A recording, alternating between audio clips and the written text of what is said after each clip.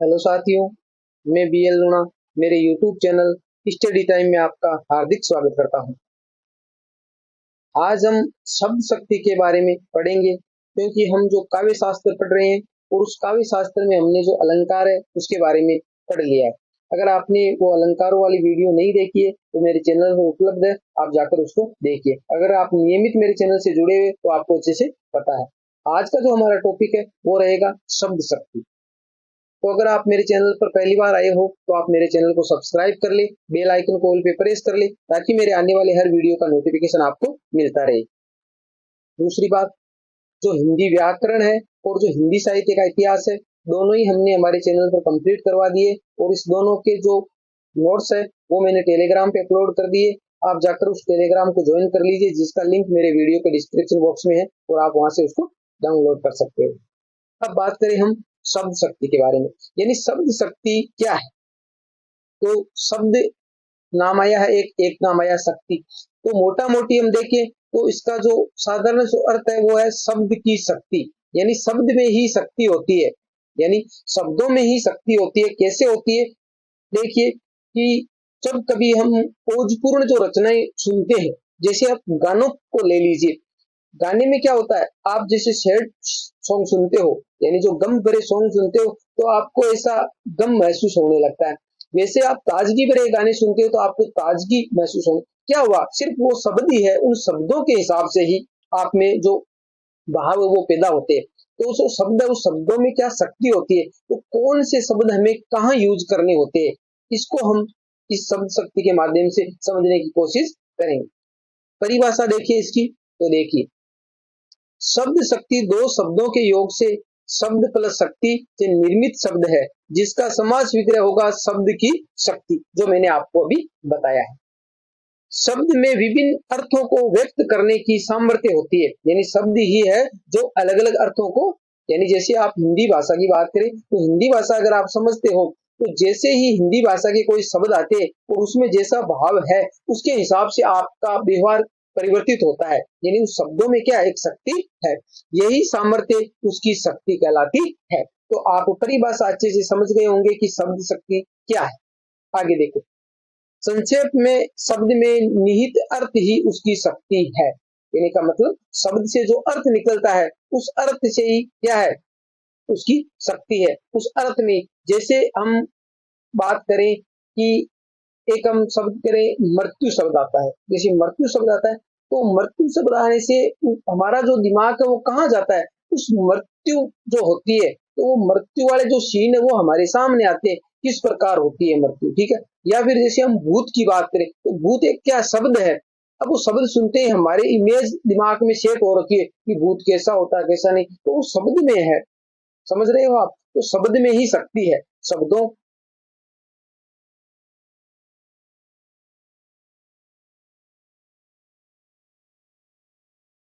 अब शब्दों के जो प्रकार है वो तीन प्रकार है, तीन प्रकार के शब्द होते हैं। कौन कौन से होते हैं, एक होता है वाचक शब्द, एक होता है लक्षक शब्द और एक होता है व्यंजक शब्द।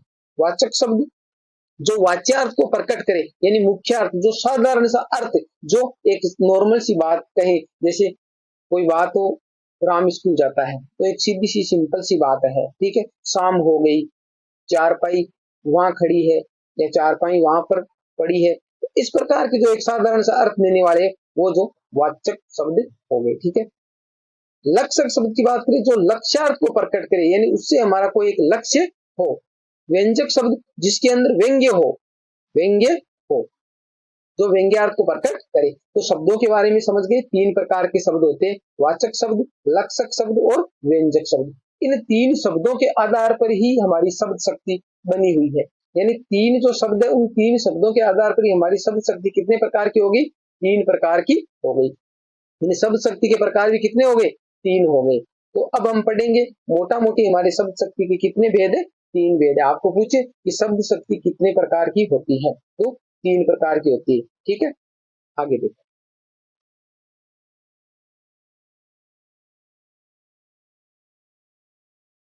अभिधा शब्द शक्ति, कौन सी, अभिधा शब्द शक्ति।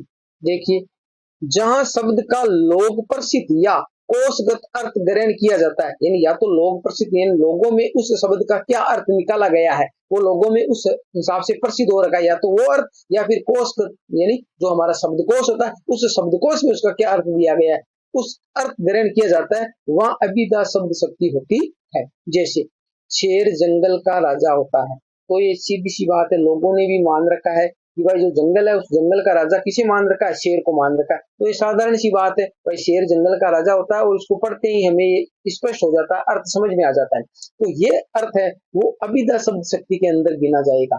ठीक है, आप समझ रहे हो अच्छे से?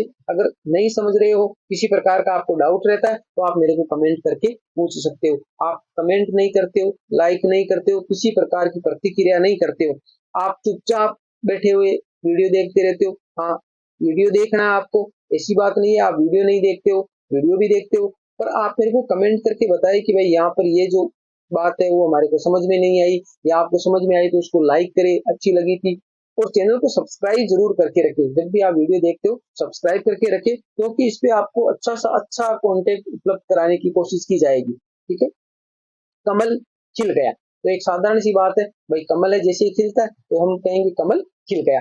तो ऐसे जो साधारण से अर्थ है, जो सिंपल वाक्य है, साधारण से वाक्य है, उनको देखते हैं, उसका अर्थ समझ में आ जाए, वो सारे अभिधा शब्द शक्ति के अंदर गिने जाएंगे। समझ गए आप ये बात? आगे देखो,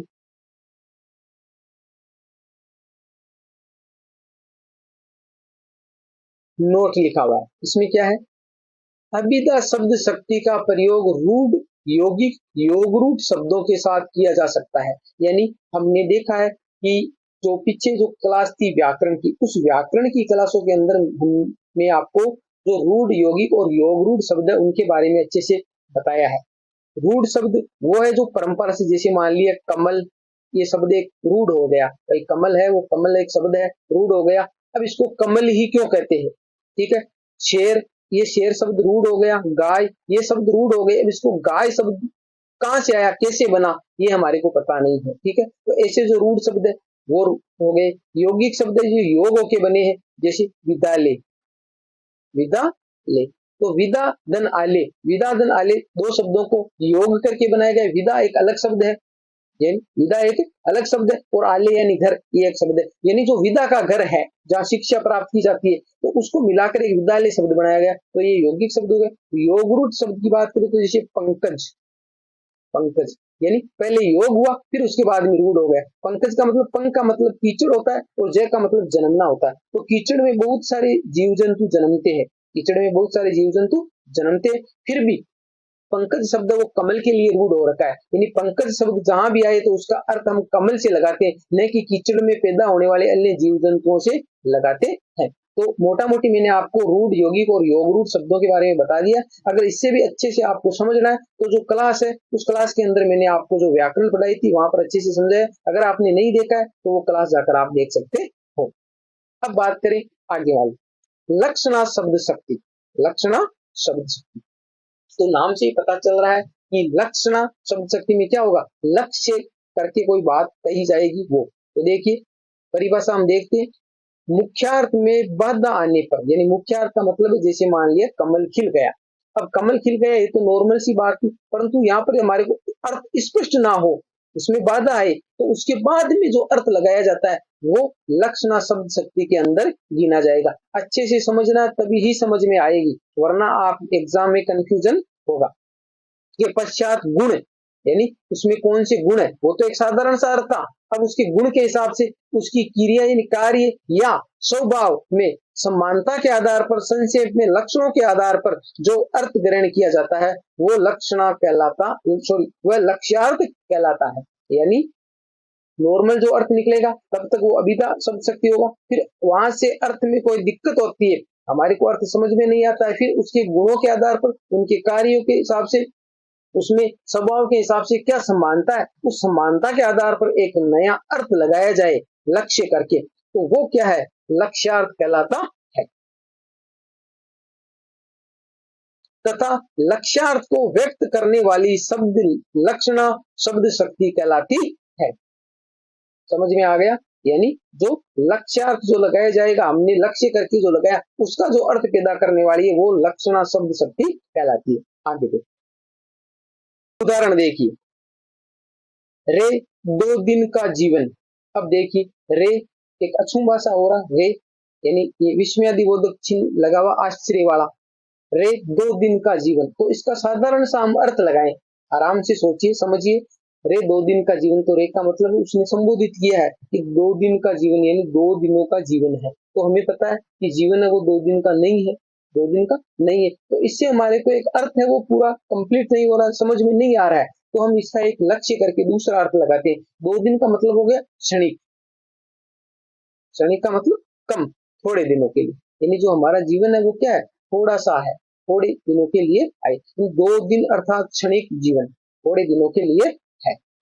तो हमने एक लक्ष्य किया इस पर, ठीक है, यानी जो अभिधा है उस अभिधा में बाधा उत्पन्न हुई, हमारे को अर्थ स्पष्ट नहीं हुआ, तो हमने लक्ष्य किया कि 2 दिन का जीवन का मतलब हो गया थोड़ा सा जीवन है, कम समय के लिए जीवन है। तो इस प्रकार हम जो अर्थ लगाएंगे वो क्या होगा, लक्षण शब्द शक्ति के अंदर गिना जाएगा। देखो, चारू चंद्र की चंचल किरणें खेल रही थी जल थल में, यानी चारू चंद्र की जो चंचल किरणें हैं, यानी जो चंद्रमा की जो चंचल किरणें हैं वो कहाँ खेल रही है, जल थल पे। तो हमने अलंकार पढ़े है, अभी अलंकार में हमने एक मानवीकरण, मानवीकरण अलंकार पढ़ा है ना।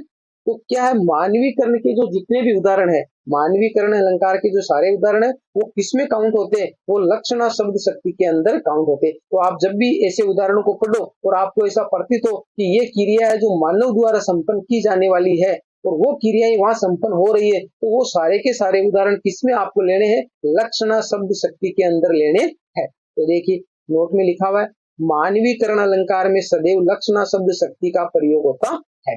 समझ में आ गया, दोनों उदाहरण ने लेकर आपको बता दिया है, ठीक है। ज्यादा से ज्यादा आप खुद अभ्यास करो खुद से, तो आपको अच्छे से समझ में आए। अब बात करें लक्षणा शब्द शक्ति के मुख्य प्रकार, तो लक्षणा शब्द शक्ति के मुख्य 2 प्रकार होते हैं, अन्य प्रकार भी होते परंतु मुख्य 2 ही प्रकार होते हैं। तो हम देखते हैं कौन कौन से वो 2 प्रकार।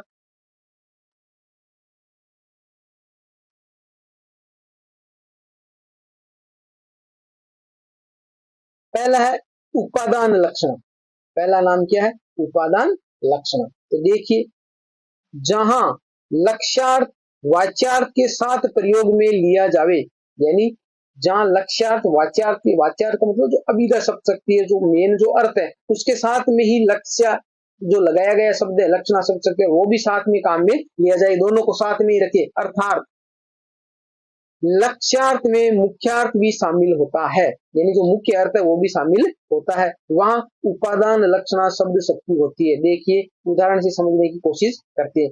इसे, ये नाम आपको अच्छे से याद रखना है, इसे अजहत सवारता यानी अपने वाच्यार्थ को न छोड़ने वाले, अजहत सवारता का मतलब क्या होता है, अपने वाच्यार्थ को न छोड़ने वाले। उपादान लक्षणा में क्या होता है, क्योंकि जो वाच्यार्थ होता है, जो मुख्य शब्द होता है, वो शब्द भी उसके साथ में लगा हुआ रहता है, जो लक्षण जो लगा लेते हैं, लक्ष्यार्थ लगा लेते हैं, उसमें भी वो एड ही रहता है, कहा जाता है। देखिए जैसे उदाहरण से समझने की कोशिश करते हैं, 2 बंदूकों ने सारा गांव लूट लिया। अब देखिए इसका जो साधारण सा अर्थ लगाते हैं, पहले साधारण सा अर्थ लगाते हैं, 2 बंदूकों ने सारा गांव लूट लिया। अब देखिए 2 बंदूक, 2 तो बंदूक हो गई। अब हमें पता है कि 2 बंदूकें यहाँ पर पड़ी हुई है, यहाँ रखी हुई है, उसको कोई चलाने वाला तो होगा, ऐसा तो नहीं है कि वो अपने आप चलेगी, अपने आप नहीं चलेगी। तो 2 बंदूक है, 2 बंदूक है, उस 2 बंदूक के साथ में क्या है, 2 आदमी भी है। भाई इसको चलाने वाले कौन है, आदमी है, तब उसको चलाने वाले 2 आदमी है। तो देखो 2 बंदूकों ने सारा गांव लूट लिया। अब हमें पता है 2 बंदूकों से गांव नहीं लूट सकते, 2 बंदूकों चलाने वाले 2 आदमी भी है। तो देखो 2 बंदूक का मतलब 2 बंदूकधारी से है, 2 बंदूकधारी से।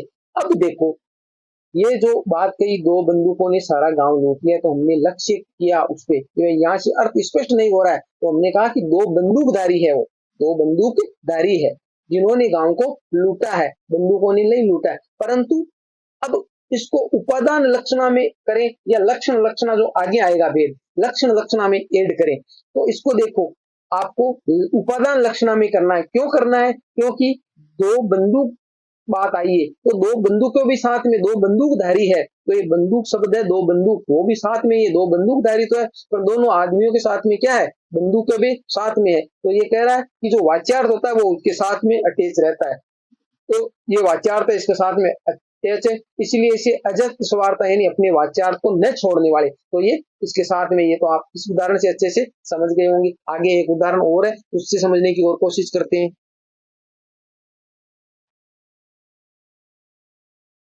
हाथ पैर बचाकर काम करो, अर्थात सावधानी से काम करो। अब देखिए, हाथ पैर बचाकर काम करो, हाथ पैर बचाकर काम करने का मतलब ये है कि कोई भी काम हम कर रहे हैं तो कोई हमें बोलता है कि भाई हाथ पैर बचाकर अच्छे से काम करना, कहने का मतलब उन्हें बोला है कि सावधानी से काम करना। अब सावधानी से काम करना है, तो सावधानी से काम करने का मतलब हाथ पैर के साथ में जैसे हमारी सर है, आंखें हैं, और भी जो शरीर के अंग है, भाई बहुत सारे अंग है शरीर के, तो ऐसा नहीं है कि उन्होंने सिर्फ हाथ पैर को बचाकर काम करने के लिए ही कहा है, यानी हाथ पैर ही बचा के नहीं, जो शरीर के सारे अंग है उसको बचाते हुए काम करना है। ऐसा नहीं है कि हाथ पैरों को तो बचाओ, सर में चोट आए तो खा लो, ऐसा नहीं है। समझ रहे हो आप, कहने का मतलब है जो शरीर के सारे अंग है उनको बचाते हुए सावधानी से काम करना है। अब इसको हम करें कि शरीर के अंगों को बचाते हुए काम करना है, तो उन शरीर के अंगों में जो हाथ पैर है वो भी तो आएंगे, तो कहने का मतलब है वो हाथ पैर जो वाच्यार्थ जो मेन शब्द है हाथ पैर वो भी साथ में आ रहा है, जो ये छुपा हुआ अर्थ है ये आपको लगाना होगा।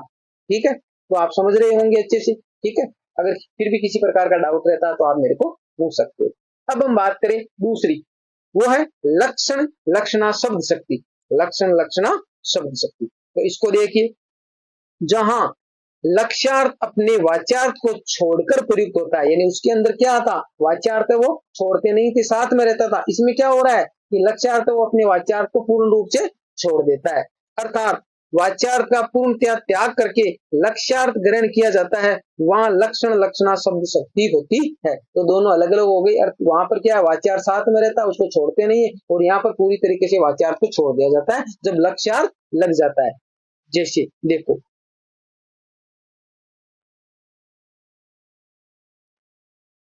उदाहरण देखिए, लाला लाजपत राय पंजाब के शेर थे, लाला लाजपत राय पंजाब के शेर थे। अब शेर का मतलब हो गया बहादुर, बहादुर थे। ठीक है, अब लाला लाजपत राय क्या थे, पंजाब के शेर थे, तो वो बहादुर थे, यानी उसके गुणों के आधार पर, यानी गुणों के आधार पर या उसके स्वभाव के आधार पर, उसके आधार पर ये हमने अर्थ ग्रहण किया है।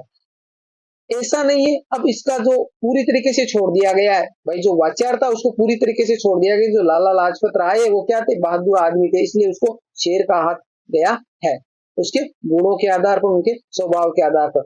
अब ऐसा नहीं है कि शेर का मतलब शेर उसके साथ में नहीं है, कि भाई उसका ऐसा भी अर्थ निकला है कि भाई शेर था तो शेर की तरह उसके लंबे लंबे बाल थे, ठीक है, भाई शेर की तरह वो डरावने थे, यानी ऐसा कोई भी नहीं है।